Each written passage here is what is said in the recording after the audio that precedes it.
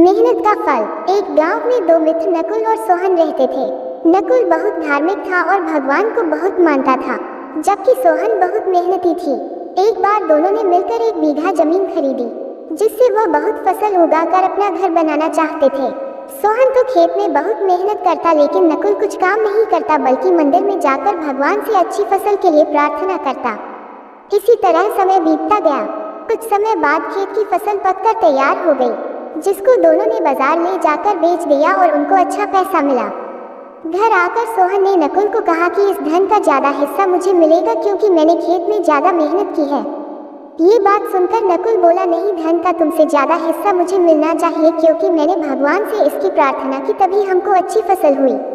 भगवान के बिना कुछ संभव नहीं है। धन के बंटवारे को लेकर दोनों गांव के मुखिया के पास पहुंचे। मुखिया ने दोनों की सारी बात सुनकर उन दोनों को एक बोरा चावल का दिया, जिसमें कंकड़ मिले हुए थे। मुखिया ने कहा कि कल सुबह तुम दोनों को इसमें से चावल और कंकड़ अलग करके लाने हैं, तब मैं निर्णय करूंगा कि इस धन का ज्यादा हिस्सा किसको मिलना चाहिए। दोनों चावल की बोरी लेकर अपने घर चले गए। सोहन ने रात भर जागकर चावल और कंकड़ को अलग किया। नकुल चावल की बोरी को लेकर मंदिर में गया और भगवान से इसके लिए प्रार्थना की। अगले दिन सुबह सोहन जितने चावल और कंकड़ अलग कर सका, उसको ले जाकर मुखिया के पास गया, जिसे देखकर मुखिया खुश हुए। नकुल वैसी की वैसी बोरी को ले जाकर मुखिया के पास गया।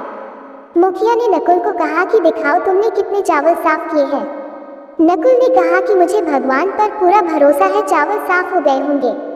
जब बोरी को खोला गया तो चावल और कंकड़ वैसे के वैसे ही थे। जमींदार ने नकुल को कहा कि भगवान भी तभी सहायता करते हैं जब तुम मेहनत करते हो।